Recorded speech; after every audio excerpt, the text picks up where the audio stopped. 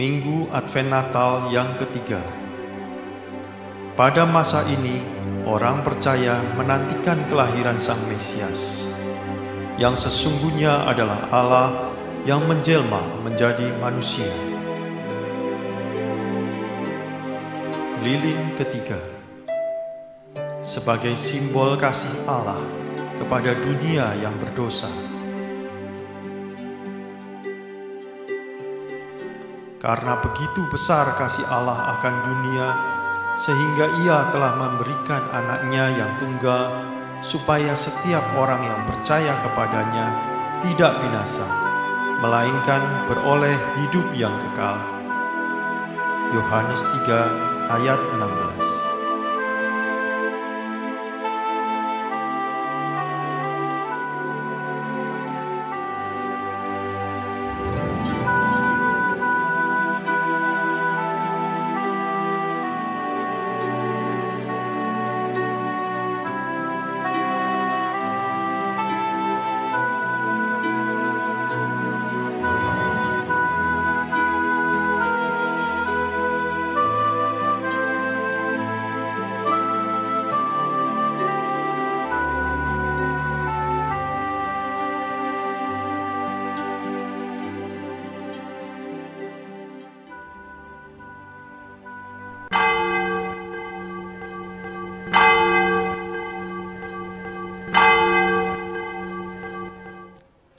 Shalom, selamat pagi Bapak Ibu Jemaat yang terkasih di dalam Tuhan.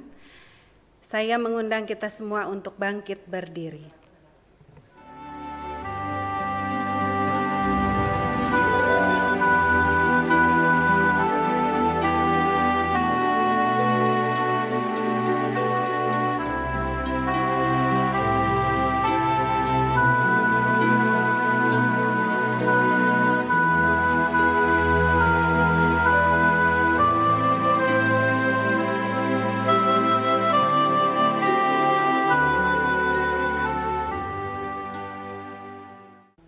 Pertolongan kepada kita adalah di dalam nama Tuhan yang menciptakan langit dan bumi. Kasih karunia, rahmat dan damai sejahtera dari Allah Bapa, Allah Putra, dan Allah Roh Kudus menyertai kita sekalian. Amin. Angkatlah kepalamu, hai pintu-pintu gerbang, dan terangkatlah kamu, hai pintu-pintu yang berabad-abad, supaya masuk Raja Kemuliaan. Siapakah Dia itu Raja Kemuliaan? Tuhan semesta alam, Dialah Raja Kemuliaan, yang pagi hari ini kita akan sembah, yang pagi hari ini kita akan agungkan bersama-sama. Mari jemaat yang terkasih di dalam Tuhan, kita menaikkan puji dan sembah kita. Mulia, sembah Raja mulia. Puji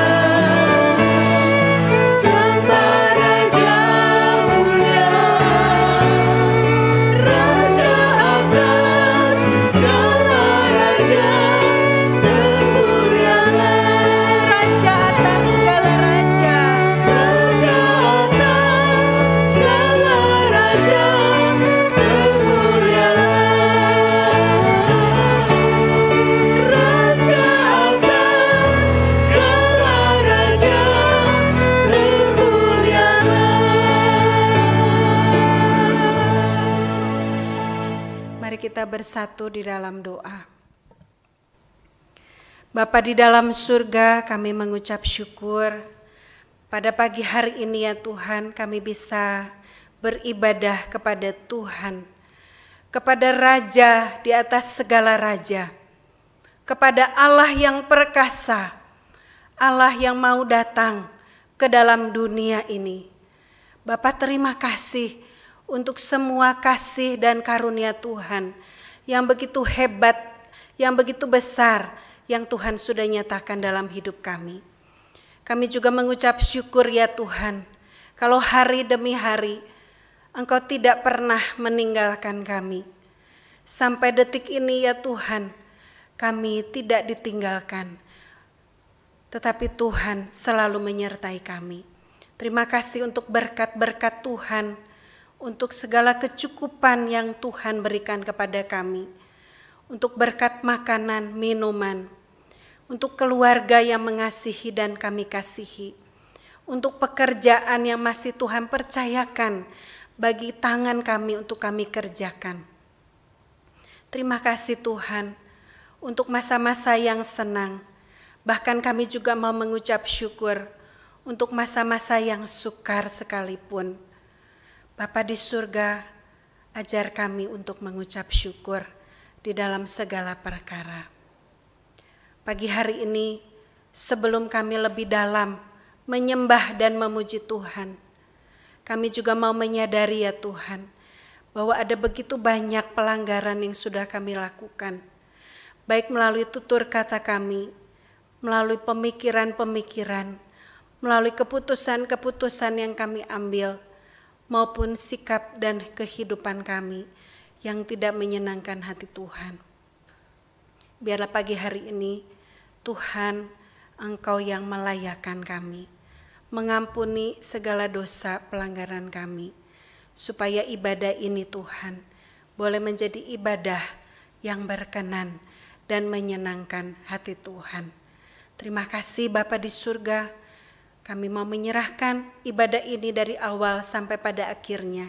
Tuhan bertahta di atas segala puji-pujian dan juga firman yang akan disampaikan kepada setiap kami. Terima kasih ya Tuhan, di dalam nama Tuhan Yesus kami sudah berdoa dan mengucap syukur. Amin.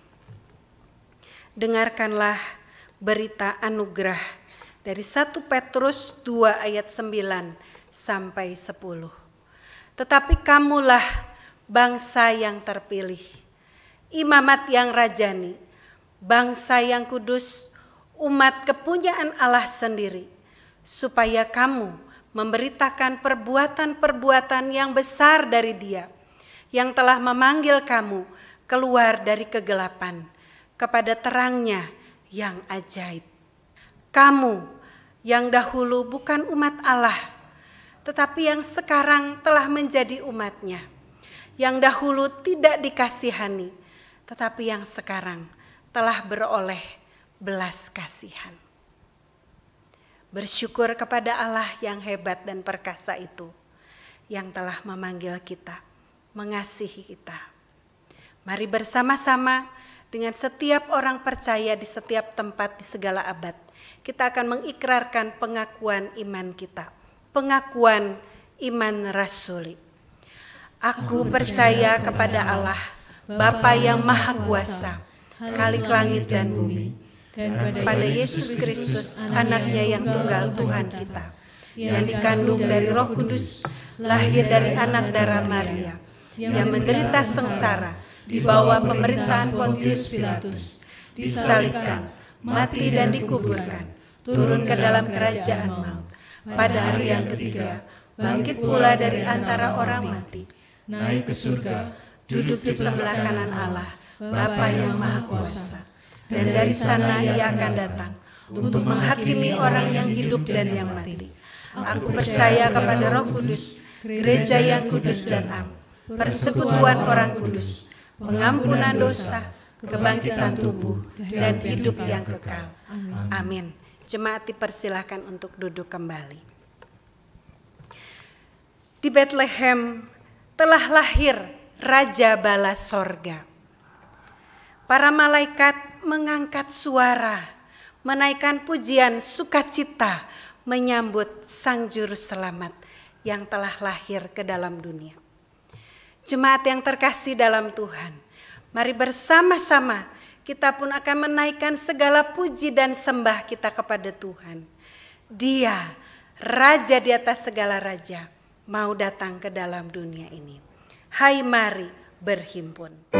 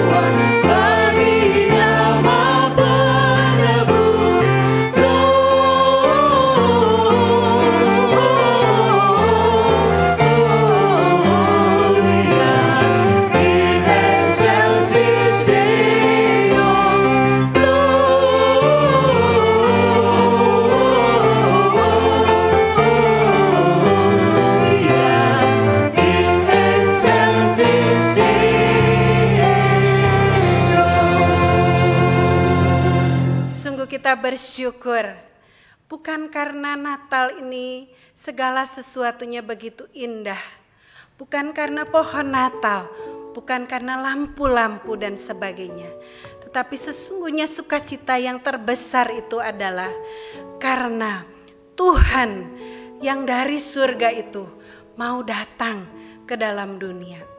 Dia bukan Tuhan yang tinggal jauh di sana, tetapi Dia mau datang mencari, menyertai kita setiap hari, setiap waktu.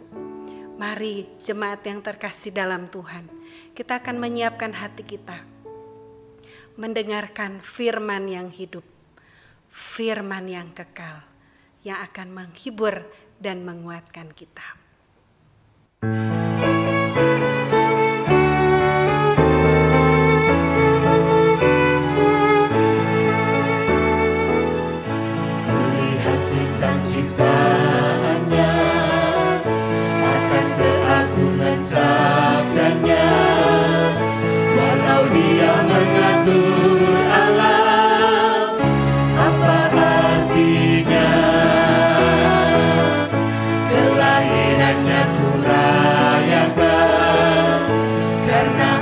dalam sejarah, datang membebaskan manusia. Apa artinya? Akhirnya ku bertemu Tuhan, aku rasakan anugerahnya. Dia bukan Tuhan yang tinggal jauh dari aku dan yang mengabaikanku. Kini aku ditemaninya dan selalu dijagainya, memimpin sepanjang jalanku. Yesuslah hidupku. Kulihat bintang ciptaannya, akan keagungan sabdanya. Walau dia mengatur alam, apa artinya? Kelahirannya ku rayakan, karena ada dalam sejarah, datang membebaskan manusia. Apa artinya? Akhirnya ku bertemu Tuhan, aku rasakan anugerahnya. Dia bukan Tuhan yang tinggal jauh dari aku dan yang mengabaikanku.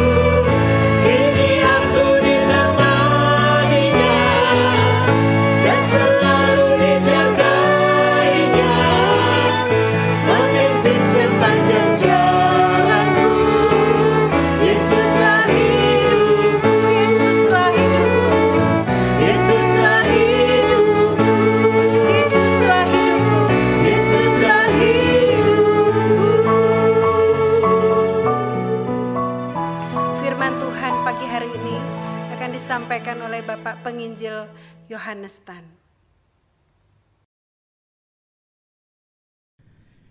Shalom, salam damai sejahtera bagi ibu bapak, saudara-saudari sekalian yang mengikuti ibadah di Gereja Kristen Kalam Kudus Malang pada hari ini. Baik yang mengikutinya melalui laman YouTube, Malang TV, ataupun RRI Programa 1 Malang, FM 91,5 MHz. Saya mewakili segenap rohaniwan dan majelis jemaat Gereja Kristen Kalam Kudus Malang dengan senang hati menyambut kebersamaan Anda di dalam ibadah hari ini. Dan kiranya kita bisa terus bersama-sama beribadah kepada Allah Tritunggal di waktu-waktu yang mendatang. Sebelum kita lebih jauh masuk ke dalam firman Tuhan pada hari ini, saya mengajak kita untuk berdoa. Mari kita berdoa. Kami bersyukur untuk hari yang Tuhan berikan, kami bersyukur untuk kesempatan boleh beribadah kepada Tuhan. Kami ingin membaca, kami ingin merenungkan firman Tuhan. Berikan kepada kami penyertaan, urapan, hikmat dan bijaksana untuk mengerti kehendak Tuhan dalam kehidupan kami. Berkati hamba-Mu yang penuh dengan keterbatasan dan kelemahan, Tuhan pakai menjadi alat bagi kemuliaan Tuhan. Terima kasih, dengarkan doa kami yang kami alaskan di dalam nama Tuhan kami Yesus Kristus. Amin. Bapak Ibu yang terkasih di dalam Tuhan, kita akan mendasari perenungan kita pada pagi hari ini dengan membaca dari kitab Nabi Yesaya pasal 9 ayat yang kelima. Demikian bunyi firman Tuhan.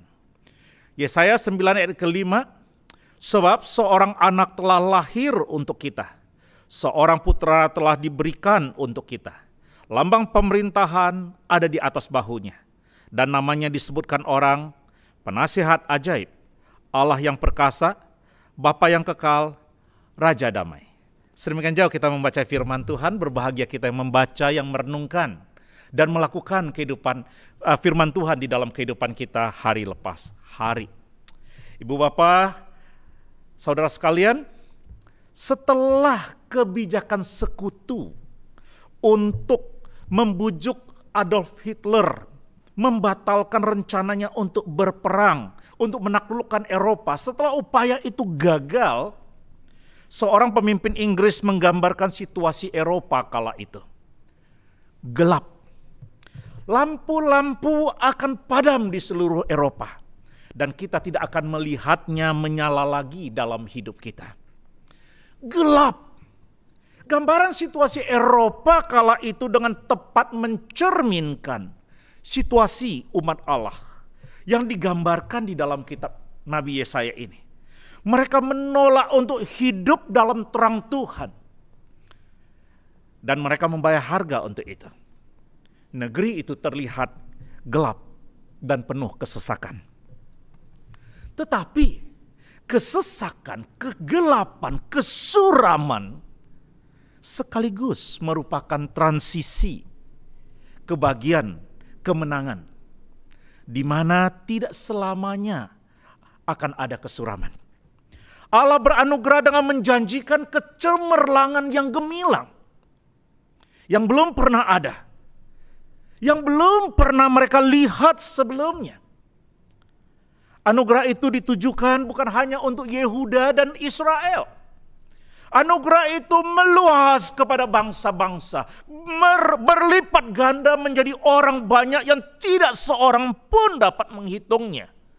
Mereka berasal dari setiap bangsa, suku, dan kaum dan bahasa yang berseru dengan suara nyaring. Keselamatan bagi Allah kami yang duduk di atas tahta dan bagi anak domba. Anugerah ini mewujud dalam rupa seorang anak. Jauh sebelum hal ini digenapi oleh tuntunan Roh Allah, Yesaya memberitahu kita tentang siapa anak ini melalui ayat yang kita baca tadi. Sebab seorang anak telah lahir untuk kita. Seorang putra telah diberikan untuk kita. Lambang pemerintahan ada di atas bahunya. Dan namanya disebutkan orang Penasehat Ajaib, Allah yang perkasa, Bapa yang kekal, Raja Damai. Semua yang digambarkan oleh Yesaya ini digenapi dengan tepat di dalam pribadi Tuhan Yesus Kristus. Di dalam masa Advent hingga perayaan Natal nanti, melalui nubuat Nabi Yesaya ini kita akan melihat secara lebih dekat siapa anak yang akan mendatangkan perubahan yang luar biasa ini. Yesaya berkata bahwa lambang pemerintahan ada di atas bahunya. Ia adalah raja penguasa. Pendeta Gindo sudah membahas topik ini melalui khotbah 2 minggu yang lalu di dalam kebaktian Advent yang pertama. Kehebatan anak ini sedemikian rupa sehingga satu nama saja tidak cukup untuk menggambarkan tentang dia. Namanya akan disebutkan orang. Penasehat Ajaib, Allah yang perkasa, Bapa yang kekal, Raja Damai. Pendeta Evian dalam kebaktian minggu yang lalu sudah membahas tentang nama yang pertama. Raja Damai. Bagi Anda yang tidak sempat mengikuti khotbah-khotbah tersebut bisa menyaksikannya di laman YouTube kanal Gereja Kristen Kalam Kudus Malang. Hari ini kita sampai pada nama yang kedua. Namanya disebutkan orang, Allah yang perkasa. Minggu depan Pendeta Philip Huang akan membahas nama yang ketiga, Bapa yang kekal. Dan Pendeta Beni Solihin dalam ibadah perayaan Natal tanggal 25 Desember akan membahas nama yang terakhir, Raja Damai. Ketika berbicara tentang siapa Yesus, anak di dalam nubuatan Yesaya ini, ada beragam pandangan tentang dia. Ada yang percaya dia lahir dari perawan Maria dan mereka menyebutnya Isa ibn Maryam. Yesus putra Maria. Seorang nabi besar. Tetapi tidak lebih dari itu. Ada juga yang percaya bahwa dia adalah seorang guru. Guru yang hebat. Titik. Tidak ada embel-embel. Ada pula yang menghormatinya sebagai orang suci yang telah mencapai tingkat kesadaran yang tertinggi.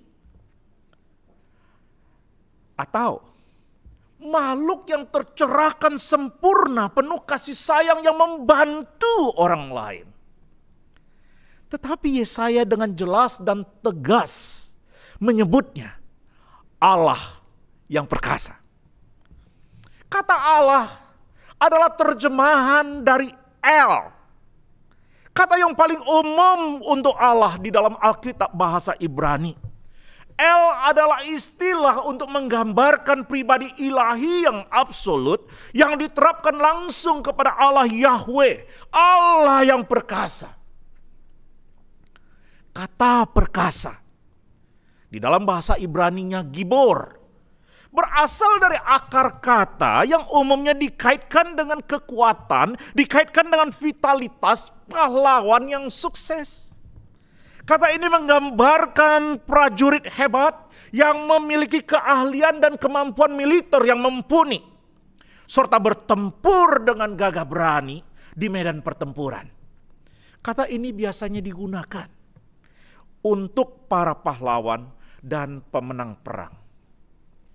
Ketika El dan Gibor digabung, El Gibor itu menjadi nama yang menunjuk kepada Allah serta tentang kekuatan dan kemampuannya. 29 November yang lalu, para pencinta olahraga tinju di berbagai tempat heboh karena Mike Tyson, salah satu petinju kelas berat legendaris, bertarung lagi walaupun hanya dalam pertandingan eksebisi melawan Roy Jones. Saya tidak menyaksikannya, tetapi laga tersebut Ibu Bapak sekalian mengingatkan saya kepada 27 Juni 1988. Saat itu Mike Tyson dengan rekor pertandingan yang luar biasa. 34 kali bertanding, 34 kali menang, dengan 30 kali diantaranya KO. Dia akan bertarung melawan Michael Spink yang rekor prestasinya juga tidak main-main. 31 kali bertarung, 31 kali menang, dan 21 kali diantaranya menang KO. Ini pertarungan besar, pertarungan dua juara tinju kelas berat yang tidak terkalahkan. Bahkan Muhammad Ali dan para ahli tinju, pengamat tinju pada waktu itu mengatakan Michael Spink adalah salah satu atau kalau tidak bisa dikatakan satu-satunya petinju kelas berat yang bisa menghentikan laju keperkasaan seorang Mike Tyson. Pertandingan itu dinanti-nantikan termasuk oleh saya dan teman-teman sekantor Ibu Bapak sekalian. Pertandingan itu berlangsung pada jam kerja. Sayangnya di kantor kami tidak ada televisi. Di mes kantor kami juga tidak ada televisi. Akhirnya kami berembuk dan salah seorang staf bagian keuangan merelakan rumahnya untuk dijadikan tempat kami menonton pertandingan itu. Tanggal 27 Juni itu kantor buka seperti biasa. Setengah jam sebelum pertandingan dimulai, staf keuangan itu pulang untuk menyiapkan rumahnya untuk kami datang menyaksikan pertarungan. Tapi apa mau dibilang? Sebelum kami berangkat, sebelum kami keluar kantor mengunci pintu kantor, telepon di kantor berbunyi. Seorang klien, seorang pelanggan menelpon. Sehingga kami harus tertunda. Kira-kira terlambat hampir 20 menit. Waktu kami sudah selesai buru-buru kunci kantor dan berangkat. Sampai di lokasi di rumah orang tersebut kami pencet bel. Dan kalimat pertama yang kami ucapkan ketika dia buka pintu adalah, "Sudah ronde berapa?" Dan dengan santainya dia menjawab, "Sudah selesai." Kok bisa? Iya. Nggak selesai satu ronde, nggak sampai 2 menit, usai. Rupa-rupanya Ibu Bapak yang terkasih, pertarungan itu berlangsung hanya 91 detik. Dan Michael Spink, salah satu petinju perkasa, terkapar KO. Mike Tyson terlalu perkasa bagi dia. Para jurnalis mencoba mengumpulkan data berkaitan dengan pertandingan itu dan masa-masa sebelum pertandingan itu. Dan seorang jurnalis menulis begini, sebelum pertandingan dimulai, ketika Michael Spink masih ada di ruang ganti, pada waktu dia dipanggil untuk meninggalkan ruang ganti untuk masuk, untuk naik ke ring, dikatakan Michael Spink tidak ingin meninggalkan ruang ganti. Kenapa? Karena dia sangat takut dengan apa yang Tyson bisa lakukan kepadanya. Pada saat berdiri di atas ring berhadap-hadapan dengan Tyson, dikatakan Spink tampak sangat ketakutan berdiri di hadapan Mike Tyson. Dan satu frase yang sangat tegas, dikatakan pertarungan selesai sebelum dimulai. Tyson begitu perkasa. Allah yang perkasa menceritakan keperkasaan yang jauh lebih hebat.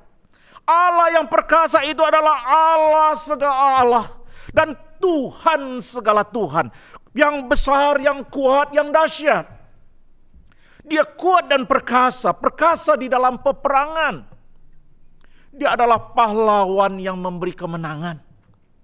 Tidak ada musuh yang dapat menang melawan dia. Allah memiliki kekuatan untuk membuat bangsa yang berjalan di dalam kegelapan dapat melihat terang besar. Dia mampu membuat mereka bersorak dan bersukacita karena kuk, gandar, dan tongkat si penindas dipatahkan olehnya. Allah yang perkasa, El Gibor. Nama ini memberitahu kita hal penting tentang Kristus dengan implikasi yang menantang. Implikasi yang pertama dari El Gibor, dari Allah yang perkasa adalah Yesus adalah Tuhan. El tidak ditujukan kepada manusia biasa. Ketika El Gibor disematkan pada sang anak juru selamat yang dijanjikan itu, maka ini menegaskan ketuhanannya. Bayi Yesus yang lahir di Bethlehem itu bukan hanya bayi biasa. Bayi lemah yang dibaringkan di palungan itu adalah Allah yang perkasa. Dia bukan hanya anak Allah, tetapi dia adalah Allah anak itu sendiri. Yesus adalah Allah manusia, God man, Allah yang mengenakan daging dan mengambil rupa seorang manusia, di mana seluruh kepenuhan Allah tinggal di dalam dia. Dan kita mengenalnya sebagai Immanuel, Tuhan beserta kita. Kebenaran ini sangat penting di dalam iman Kristen. Sebab jikalau Yesus bukan Allah, maka kehidupan, pengajaran, kematian, dan bahkan kebangkitannya tidak akan berdampak bagi umat manusia.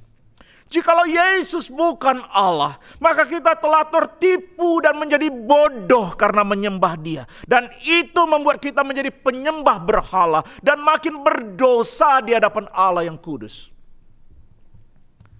Jika Yesus hanyalah seorang manusia biasa, maka dia mati untuk dosa-dosanya sendiri. Dan kita tetaplah orang berdosa, tanpa juru selamat dan tak berpengharapan. Tetapi kita bersyukur ibu bapak yang terkasih di dalam Tuhan. Sebab Alkitab menyatakan bahwa Yesus adalah Allah sepenuhnya, dulu, sekarang, dan sampai selamanya. Allah di dalam semua kebijaksanaan, kekuatan, dan keperkasaannya. Allah di dalam semua kebaikan, kasih karunia, dan belas kasihannya yang tidak berkesudahan. Sebagai Allah di dalam daging manusia, Dia datang untuk menjawab kebutuhan terbesar, kebutuhan paling mendasar dari umat manusia yang berdosa, yaitu diperdamaikan dengan Allah yang kudus. Bagi bangsa Yahudi, Yesaya pasal 9 ayat 5 adalah berita tentang kedatangan seorang raja yang akan menyelamatkan mereka dari penindasan musuh. Tetapi bagi manusia berdosa, yaitu engkau dan saya, ayat ini adalah kabar baik tentang seorang juru selamat. Tuhan yang berinkarnasi, yang kedatangannya secara dramatis akan mengubah sejarah manusia untuk selamanya. Ia akan mengubah kesesakan, kegelapan, dan kesuraman yang diakibatkan oleh dosa menjadi kegemilangan dan kesukaan. Ia akan melepaskan kita dari kegelapan dan memindahkan kita ke dalam kerajaan-Nya. Ada seorang wanita paruh baya mengidap suatu penyakit yang parah. Dokter memperkirakan waktu hidup wanita ini sudah tidak akan lama lagi. Seluruh anak-anaknya dikumpulkan untuk mempersiapkan mereka menghadapi kemungkinan yang terburuk. Ibu ini seorang ateis. Ia tidak percaya dan tidak mengakui adanya Tuhan. Namun, anak-anaknya memiliki iman Kristen yang teguh. Dan mereka tidak henti-hentinya bergantian membisikkan doa di telinga ibu mereka yang tertidur. Sampai suatu pagi, si ibu memanggil semua anaknya dan berkata, "Mama ingin dibaptis." Meski ketujuh anaknya terheran-heran, mereka dengan senang, dengan sukacita memanggil seorang hamba Tuhan untuk melayani ibu mereka. Singkat cerita, sesudah pendeta melayani ibu ini dan setelah pendeta ini pulang, ibu ini kemudian bercerita kepada anak-anaknya apa yang ia alami semalam. Di dalam mimpinya ia melihat ada segerombolan makhluk mencoba menariknya menuju sebuah lorong yang gelap dan berusaha memasukkannya ke dalam jurang api yang ada di ujung jalan tersebut. Ibu ini sangat ketakutan. Dia berusaha untuk menjerit, berteriak minta tolong. Tapi seolah tidak ada yang mendengar. Dan tidak ada orang yang datang untuk memberikan pertolongan. Tiba-tiba terdengar suara bisikan anak-anaknya. Mereka terus menyebutkan satu nama. Maka ibu ini pun di dalam mimpinya itu memberanikan diri berteriak, "Tuhan Yesus, tolong aku." Tak lama setelah itu dikatakan oleh ibu ini, datanglah sosok yang sangat terang, hingga cahayanya mampu mengusir makhluk-makhluk jahat itu. Seperti mimpi yang dialami oleh ibu tersebut, kita pun menempuh perjalanan yang diliputi oleh kekelaman. Di mana setan, di mana dosa setiap hari berusaha untuk menarik, mengalahkan dan mencelakakan kita. Sepertinya tidak ada satu jalan pun untuk menghindar dari maut. Sampai Yesus datang dalam hidup kita dengan membawa terangnya. Inilah alasan mengapa Bapa mengaruniakan anaknya yang tunggal untuk dilahirkan ke dunia sebagai manusia.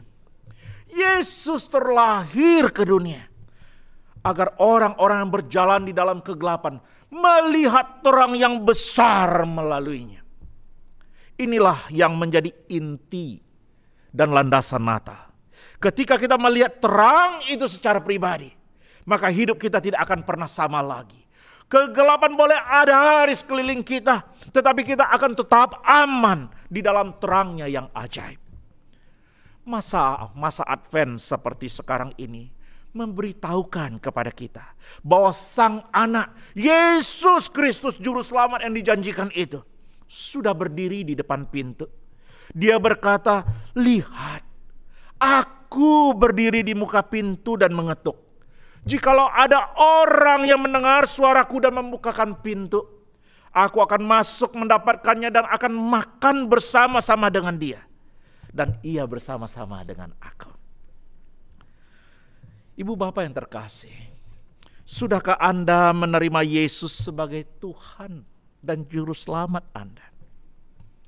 Jikalau belum, pada masa-masa Advent menjelang Natal sekarang ini, maka Anda membuka hati dan menerima Dia untuk lahir dalam hatimu, menjadi Juru Selamat dan Tuhan atas hidupmu.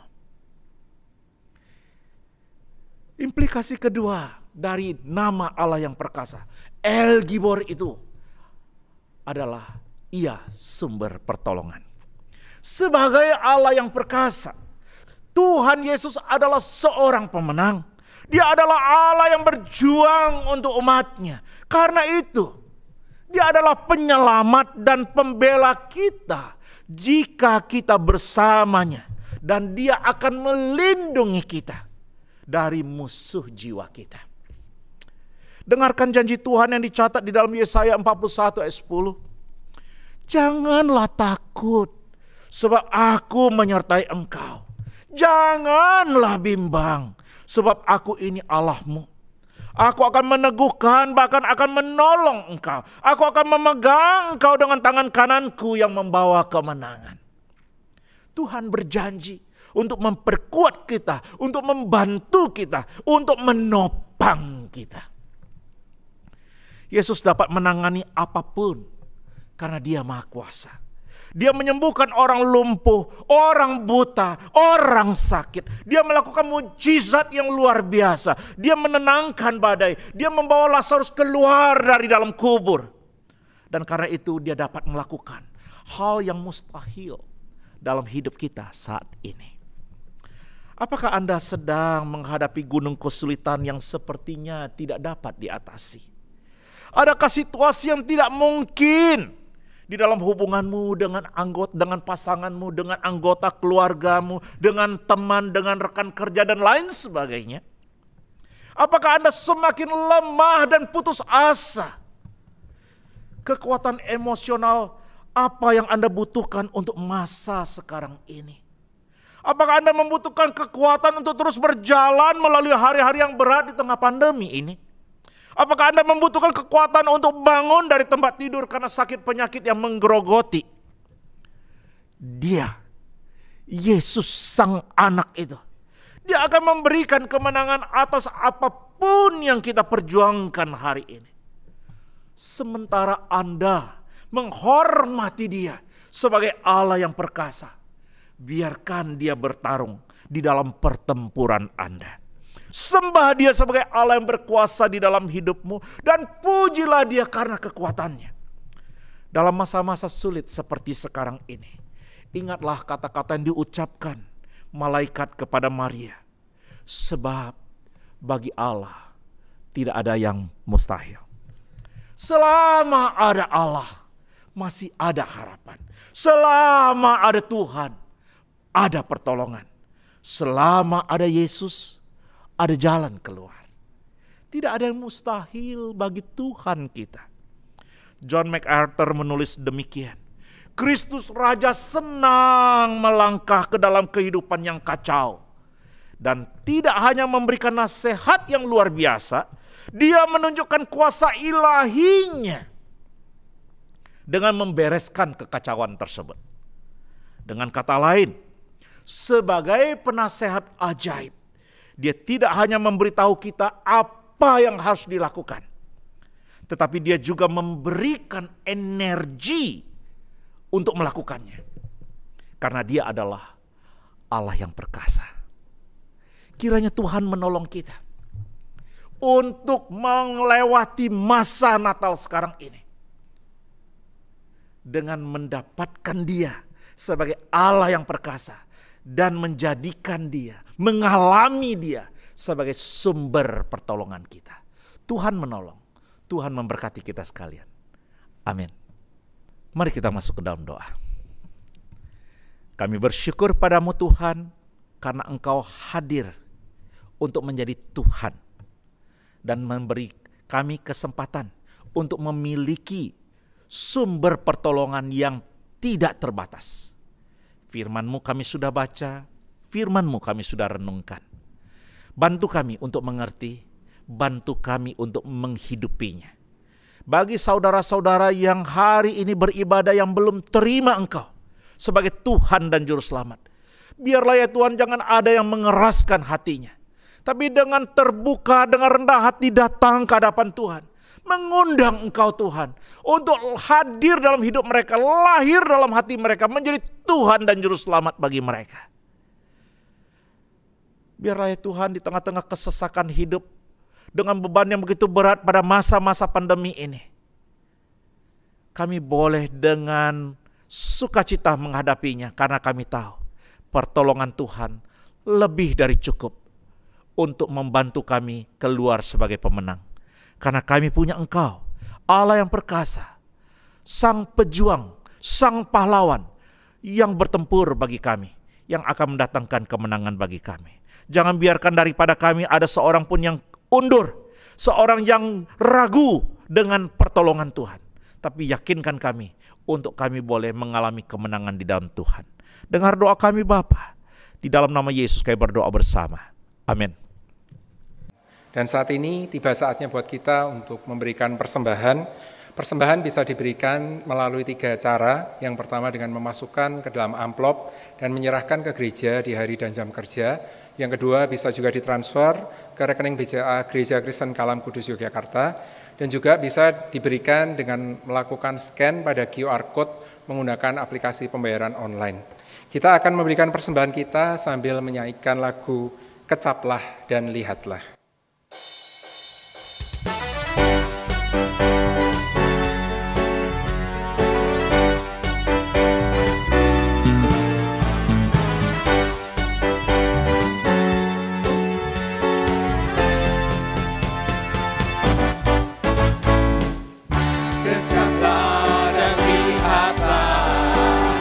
Betapa baiknya Tuhan itu, rasakan dan nikmati kasih setia Tuhan.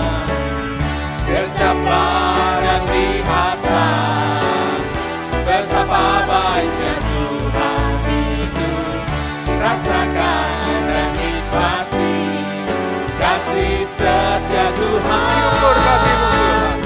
Syukur bagimu Tuhan, segala hormat bagimu Tuhan, Allah yang mengasihiku, Allah yang memelihara. Syukur bagimu, syukur bagimu Tuhan, segala hormat bagimu Tuhan, Allah yang mengasihiku, Allah yang memeliharaku selamanya.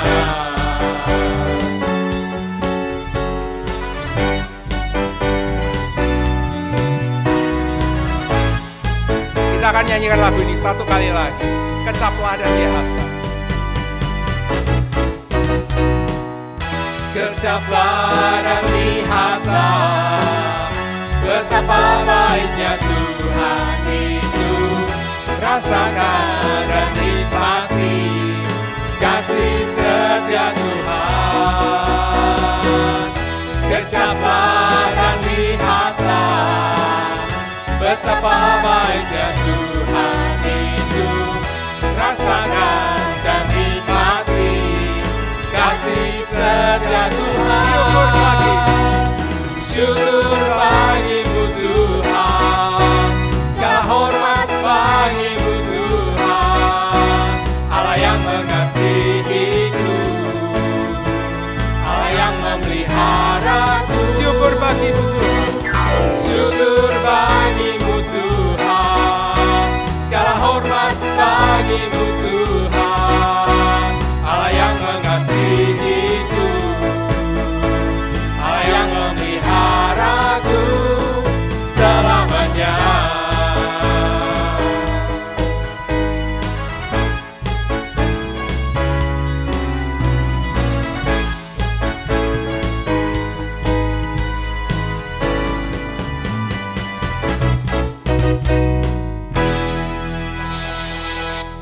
Kita akan bersatu hati membawa persembahan kita dalam doa. Bapa dalam surga, kami mengucapkan syukur di tengah situasi yang mungkin tidak menyenangkan untuk setiap kami. Tuhan masih memberikan kesempatan pada kami untuk memberikan persembahan kami bagi pekerjaan-pekerjaan Tuhan di gereja kami, juga di tempat-tempat di mana Tuhan izinkan dan Tuhan kehendaki. Kami menyerahkan dalam tangan-Mu Tuhan, khususnya untuk para majelis yang mengelola persembahan ini. Berikan hikmat kepada mereka untuk bisa mengelola, dan biarlah nama Tuhan dipermuliakan melalui persembahan yang sudah kami berikan. Terima kasih Tuhan, demi nama Tuhan kami Yesus Kristus, kami mengucapkan syukur dan berdoa. Amin. Saya undang setiap jemaat untuk bisa bersama-sama berdiri, kita akan mengakhiri kebaktian kita pada hari ini dengan menyanyikan doksologi dan setelah itu kita akan menerima doa berkat.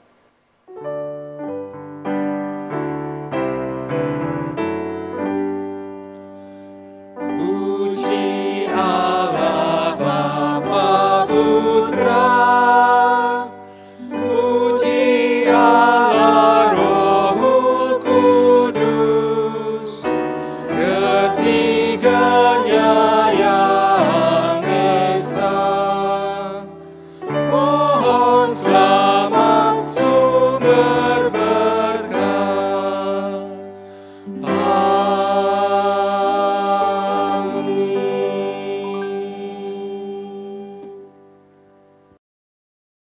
Jemaat yang dikasihi Tuhan, mari kita boleh kembali menjalani kehidupan yang masih Tuhan percayakan dengan terus menaruh harap percaya kepadanya. Sekarang arahkanlah hatimu kepada Tuhan, terimalah berkat-Nya. Semoga Allah sumber pengharapan dan kasih karunia memenuhi kamu dengan segala sukacita dan damai sejahtera dalam iman kamu dan yang telah memanggil kamu dalam Kristus kepada kemuliaan-Nya yang kekal, akan melengkapi, meneguhkan, menguatkan, dan mengokohkan kamu, dan supaya oleh kekuatan Roh Kudus kamu berlimpah-limpah dalam pengharapan. Amin.